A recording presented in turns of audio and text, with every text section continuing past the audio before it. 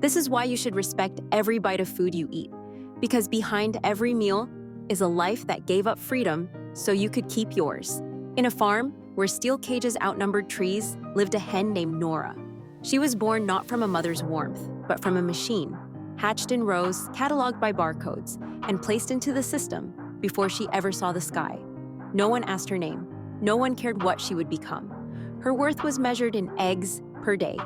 Every morning, the lights flickered on, fluorescent and cold. Food dropped from a metal pipe. Water trickled from a tube. Nora laid her egg. That was her purpose. 1 egg per day. Always.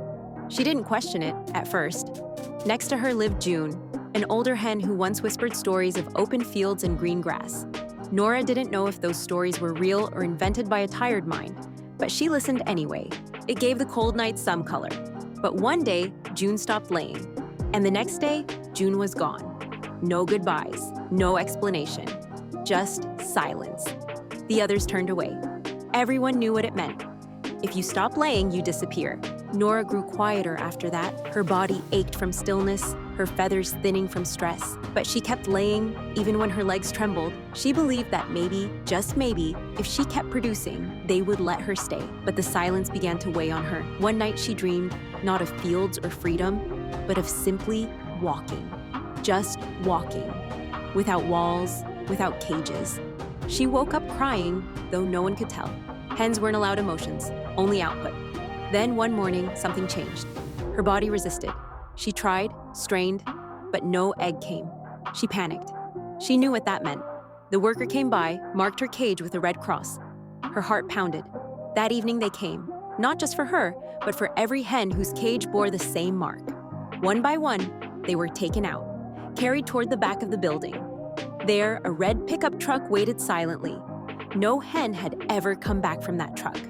When they lifted Nora and placed her onto the back of the pickup, just like that, she didn't scream. She didn't struggle, she just looked up.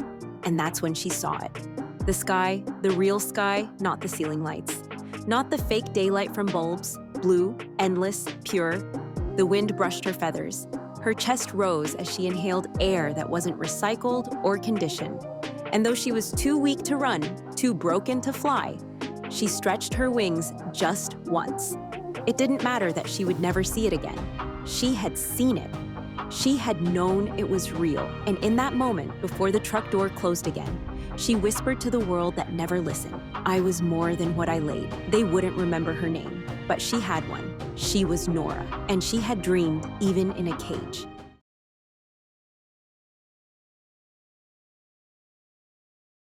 In a quiet and sterile laboratory, a small white rat named Soul lived out its life in a cramped cage.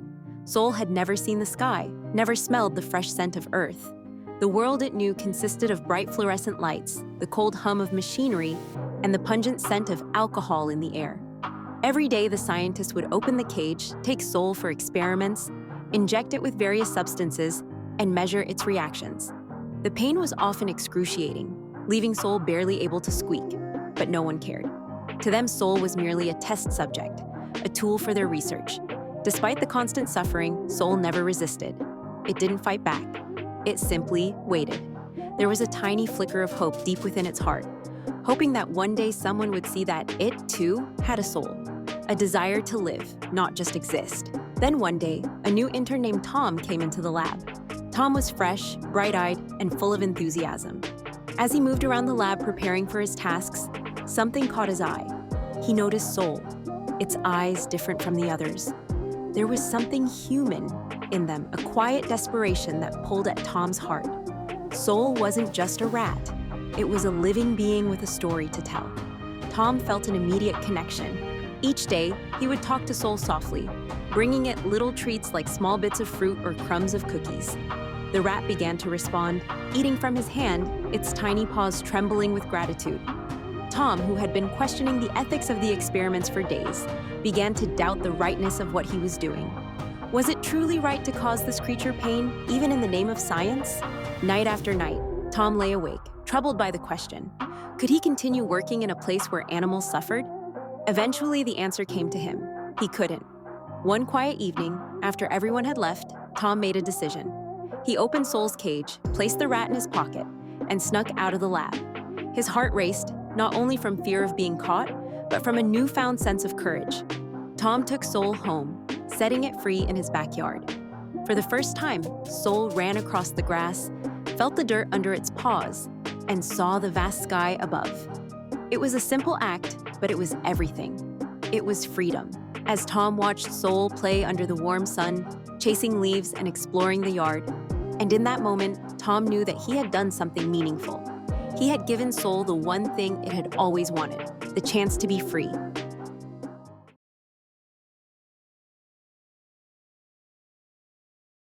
In a peaceful little village nestled between rolling green hills, there lived a fluffy orange cat named Donnie. With his bright amber eyes, soft striped fur, and curious paws, Donnie was more than just a cat. He was a friend to everyone. He greeted the baker every morning, chased butterflies with the children, and napped by the windowsill of the bookshop. He had a way of making people smile just by being around. Donnie loved helping others. If someone dropped something, he'd nudge it back with his paw. If someone looked sad, he'd curl up beside them and purr until they felt better. But despite all his kindness, something began to bother him. One chilly afternoon, Donnie helped old Mrs. Willow, who lived at the edge of the village, carry her heavy basket of apples. He followed her all the way home, tail high and proud, thinking maybe she'd reward him with a bit of warm pie, or even a small treat. But when they reached her porch, Mrs. Willow only smiled and said softly, "Thank you, dear," and slowly closed her door. Donnie stood there, surprised. No pie, no treat, not even a pat on the head. As the days passed, more small disappointments came.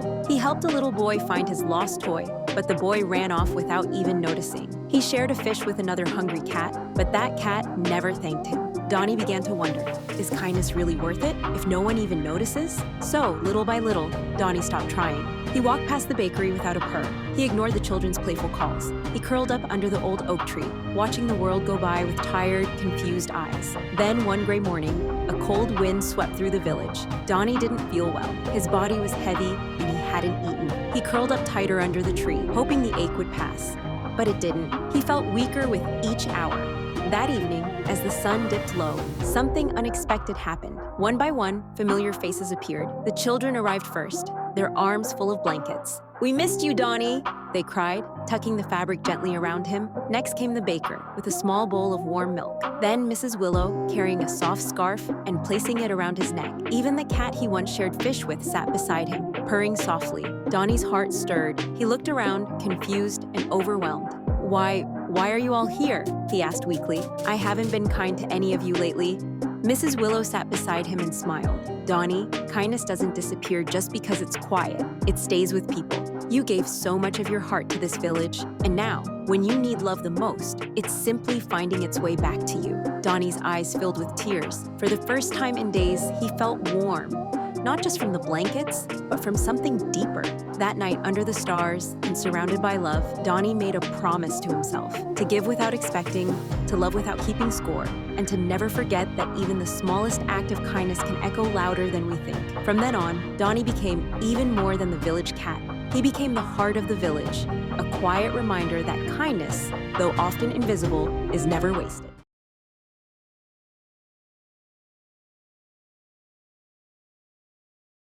Once upon a time, deep within a vast forest, there lived a little white rabbit named Flash. Flash was full of confidence. He truly believed that no one in the forest could match his speed. Every time he raced another animal, he always won. No exceptions. And yet, that didn't stop Flash from constantly challenging everyone around him. The creatures of the forest had come to accept one thing. Racing Flash was pointless, because Flash always won. One day, Flash issued a new challenge. But this time, it was to someone no one expected. A small, slow-moving turtle named Bullet. Bullet was quiet, gentle, and certainly not known for speed. So why would Flash challenge him? Well, deep down, Flash wasn't doing this for fun. He wanted to humiliate the little turtle, to show off his own strength by exposing someone else's weakness. He wanted the whole forest to see that he was the fastest of all, and no one even came close. Flash was the kind of character who misused his talents, not to inspire, but to mock, to belittle, to make others feel small. But Bullet, he didn't flinch. He accepted the challenge calmly, without fear. All he asked was for 3 days to prepare. And to everyone's surprise, Flash agreed. For the next 3 days, Flash enjoyed his time relaxing and munching on carrots, without a care in the world. He felt confident he would win the race. After all, he was the fastest rabbit in the forest. But on race day, when Bullet showed up, Flash was taken aback. Bullet was carrying something heavy on his back, and Flash couldn't help but laugh, thinking it would just slow him down. As the race began, Flash shot forward like lightning, leaving Bullet far behind. He thought to himself, how foolish. He's so slow, and now he's burdened with something heavy. He doesn't stand a chance. However, as Flash neared the halfway point of the race, something unexpected happened. Bullet surged forward, moving at a speed that Flash couldn't have imagined from a turtle. It was then that Flash realized the weight Bullet had been carrying wasn't just random items. It was a turbo engine designed to make Bullet fly and go even faster. Flash tried to speed up, but it was no use. No matter how fast he pushed himself, Bullet was catching up. And in the end, Bullet crossed the finish line first, defeating Flash. It was the first time Flash had ever lost, and it felt humiliating. He had underestimated Bullet, and now he had lost his title as the fastest in the forest.